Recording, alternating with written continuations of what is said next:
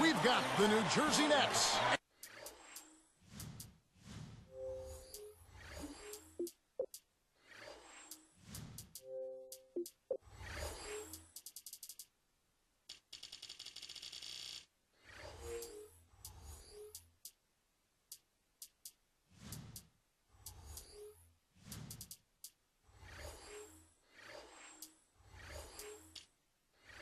Los Angeles Clippers.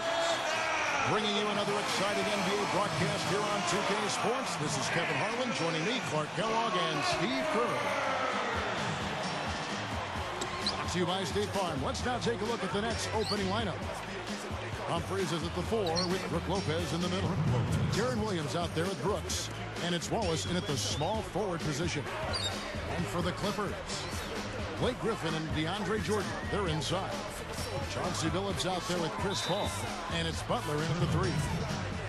Stepped in the line, out of bounds there, and that will cost them the possession. Well, the Nets under new ownership last year, they were determined to make a splash, and they threw some money at some free agents that maybe didn't pan out as well as they had hoped. Guys like Travis Outlaw, Johan Petro, Jordan Farmar, but the big move was trading for... There's anybody in the building that didn't appreciate that throwdown. Well, Steve, that's his fan.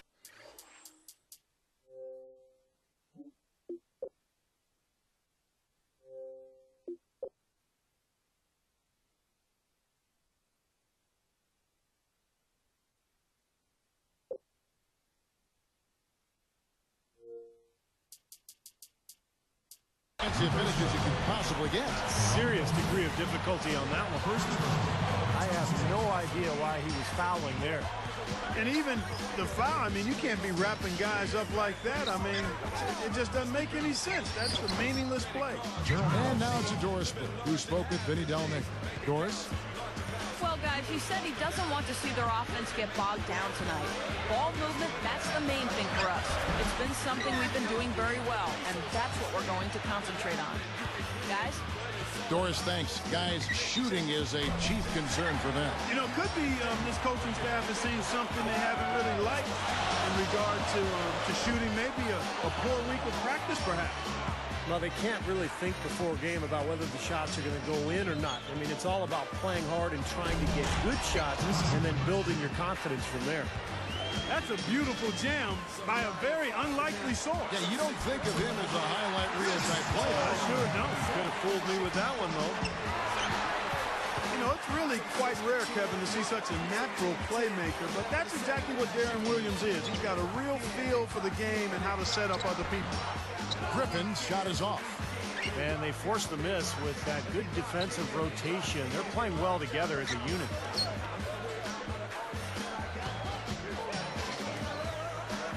Humphries, the pass to Williams.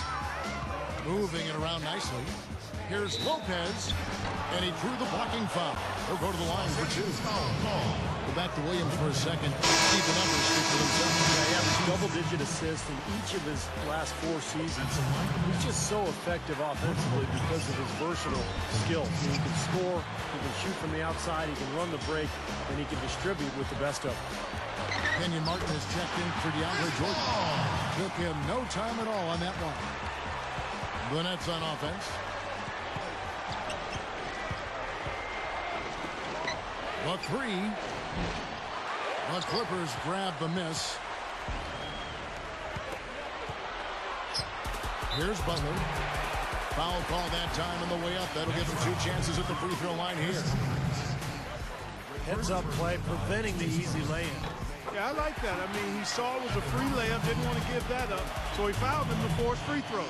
2 shots. Tough season last year for Caron Butler. He was playing so well before he went down with that torn patellar tendon, so hopefully he'll come back and have a strong season this year. Wallace kicks to Lopez. And it's rejected. The Clippers in the lead. Cannot hit. Excellent D there from Williams.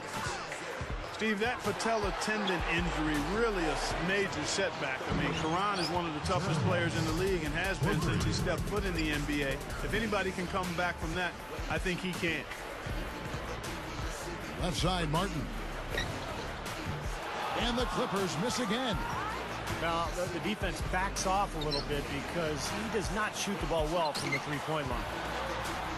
Griffin with the steal. And it's recovered by the Clippers.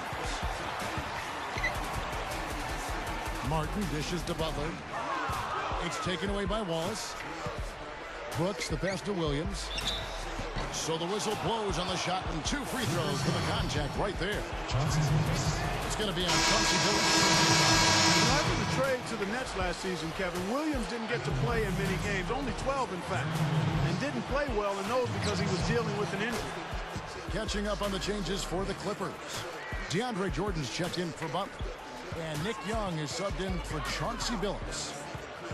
Paul kicks to Martin. Now here's Paul. Over Brooks. And the Clippers miss again. We're getting back to Deron Williams. Points and field goal percentage, Steve, were down, but his assists were up in his dozen games. And that is what the Nets want. I mean, they don't need a scorer so much as they need somebody who can run the show and get everybody involved, and that's what Deron Williams does best. And the Clippers decide to take their first time out here. Well, the Clippers made so much improvement last year, but one area they struggled, they only went 13-17 against the weaker Eastern Conference. So that's a number they'd like to improve upon this year. Anthony Morrow's checked in for New Jersey. We talk about those Eastern Conference teams and making those road trips to the West. Even the Clippers were not an easy opponent to play for them, Clark. No, not at all. I mean, the Clippers might have been a Cinderella playoff team if they were in the East. I mean, with that 23-18 home record. The West has so much talent.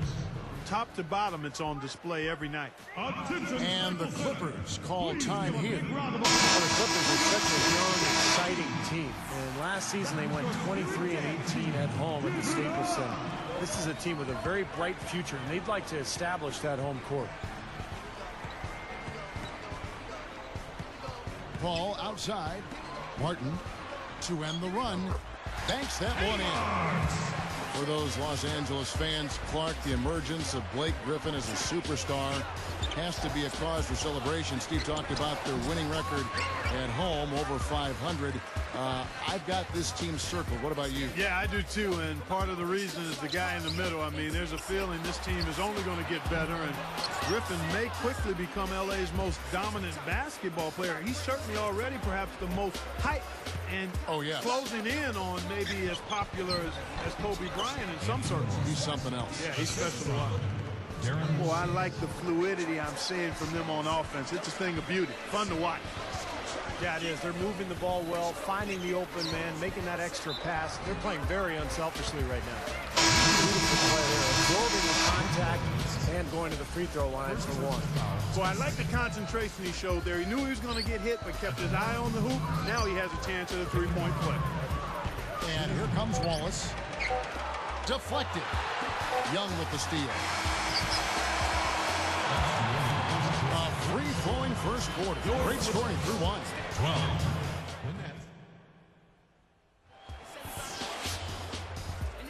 All right, the second quarter beginning in just a moment. Clippers trail by 6. All fueled up and ready to go. Let's reset the lineups courtesy of Gatorade as the second quarter gets going. And New Jersey, looking who they've got. Deron Williams and Anthony Morrow man the backcourt. Numbers at the 4 with Brook Lopez in the middle. And it's Wallace in at the 3, the small forward. Well, the road has not been kind to the Nets over the last couple of seasons. Last year, just 5 wins on the road. The season before, only 4. But I think this season, with their added firepower, they should be able to improve on those totals. And Doris Burke has a report for us from the sideline. Hi, Kevin. Well, Blake Griffin, a special talent, finds himself on a Clippers team that's been one of the NBA's least successful franchises over the years. Griffin said, to be honest, I always heard things about the Clippers, but it's something I know can be changed. I feel we can change that culture. Asked about the winning culture, Griffin said, when I came into the league, someone said to me, it's a long season. We're going to lose some games. You can't get mad over every loss. I've thought about it, and I don't agree with that. I'm never going to be okay with losing. When I'm okay with losing, it's time to walk away. Guys, Griffin already taking a leadership role on this young team. Pretty impressive, Doris. Thanks. Steve, you mentioned the Nets' extra firepower. A full season with Darren Williams, Clark at the helm should help them get more road wins. Yeah, I would definitely agree there, Kevin. I mean, when you talk about winning on the road, there's not nearly as much margin for error. You got to take care of possessions, maximize them out, and with a really good point guard, you got a better chance of doing that. And he floats in for the easy two. Credit the assist on that one.